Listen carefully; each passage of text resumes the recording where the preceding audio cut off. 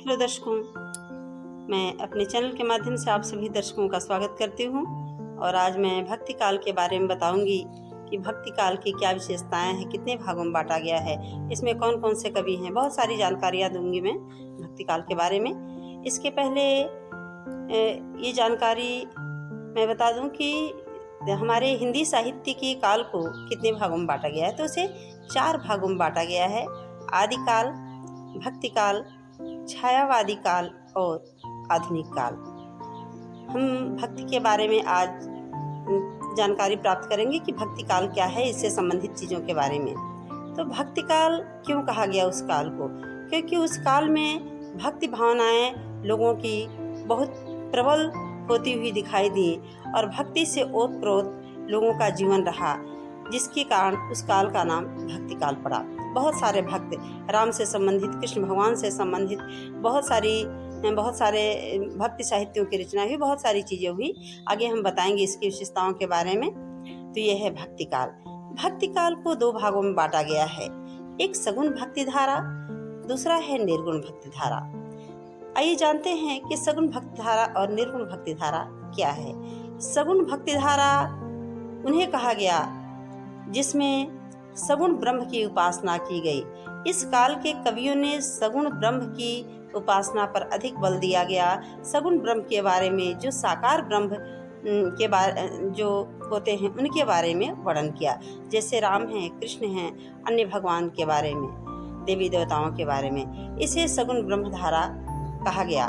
सगुण ब्रह्म धारा के कवि हैं जो कि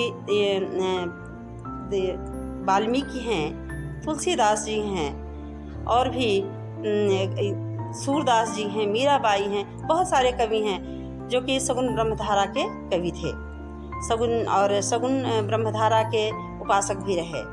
दूसरा है निर्गुण ब्रह्मधारा। निर्गुण ब्रह्मधारा क्या है? जिसमें ईश्वर के निराकार रूप का वर्णन किया गया है। ऐसे कवि जो कि निराकार रूप का वर्णन किए हैं, निराकार ब्रह्म की उपासना पर बल दिए हैं, इन्हें निर्गुण काव्य धारा के कवि कहा गया। इनको निर्गुण काव्य धारा कहा गया। तो निर्गुण काव्य धारा के कवियों में जो कि निराकार ब्रह्म के ऊपर बल दिए हैं, ऐसे हैं जैसे कबीर दास जी हैं, रहीम दास जी हैं। इस प्रकार से और भी कवि हैं। तो आइए आगे हम चलते हैं, जानते हैं कि सगुण ब्रह्मधारा को कितने भागों में बांटा गया है और निर्गुण ब्रह्मधारा को कितने भागों में बांटा गया है। सगुण ब्रह्मधारा को भी 2 भागों में बांटा गया है, एक राम भक्ति और दूसरा कृष्ण भक्ति। राम भक्ति धारा के जो कवि हुए वे राम की भक्ति भावना पे बल दिए हैं, उनकी महत्ता को ज़्यादा उजागर किए हैं, अधिक उजागर किए हैं। और जो कृष्ण भक्ति के जो कवि हुए वो कृष्ण की भक्ति पर अधिक बल दिए हैं। तो ये हुआ राम भक्ति और कृष्ण भक्ति। राम भक्ति के जो कवि हैं वो हैं तुलसीदास। धारा के जो कवि हुए उसमें हैं तुलसीदास जी और वाल्मीकि और भी अन्य कविगण, जिन्होंने राम भक्ति की उपासना पे बल दिया। और कृष्ण भक्ति के जो शाखा के कवि हैं वो हैं, उनमें हैं मीराबाई और बहुत सारे अन्य कवि, सूरदास जी भी हैं, बहुत सारे कवि हैं। तो ये है कृष्ण भक्ति धारा, जिसमें कृष्ण की भक्ति पर बल दिया गया, कृष्ण की भक्ति से संबंधित बातों को बताया गया। अब इसमें भी है 2 प्रकार की धाराएं हैं। एक ये 2 प्रकार के मार्ग को अपनाया गया, एक प्रेम मार्ग को और दूसरा ज्ञान मार्ग को। प्रेम मार्गी कवि कौन कौन से हुए?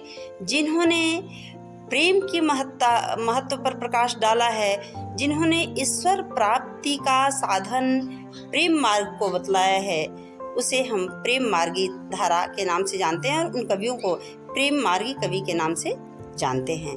जिन्होंने ज्ञान के मार्ग को बतलाया है, ईश्वर की प्राप्ति का साधन, उसे हम ज्ञान मार्गी शाखा के रूप में नाम से जानते हैं और उन कवियों को ज्ञान मार्गी कवि के नाम से जानते हैं। आइए जानते हैं कि प्रेम मार्गी कवि कौन कौन से हैं और ज्ञान मार्गी कवि कौन कौन से हैं। प्रेम मार्ग में सूरदास हैं, मीराबाई हैं और भी कई कवि हैं। और ज्ञान मार्ग में कबीरदास जी और रहीमदास जी हैं। तो ये है भक्ति काल के बारे में वर्णन। आइए अब जानते हैं भक्ति काल की विशेषताओं के बारे में, कुछ विशेषताओं के बारे में कि भक्ति काल की विशेषताएं कौन कौन सी रही हैं। ऐसे तो बहुत सारी विशेषताएं हैं, परंतु कुछ विशेषताओं के बारे में हम यहाँ बताएंगे। तो भक्ति काल में प्रेम की प्रधानता हुई, बहुत सारे अलंकारों का प्रयोग हुआ, बहुत सारे रसों का प्रयोग हुआ, अतिशयोक्ति अलंकार का बहुत ज़्यादा प्रयोग हुआ है, प्रकृति चित्रण हुआ है और गुरु की महत्ता पर बल दिया गया है। बहुत सारे भक्ति से संबंधित साहित्यों की और कविताओं की रचना हुई है और ईश्वर भक्ति पर बल दिया गया है। तो ये हैं भक्ति काल के बारे में। धन्यवाद।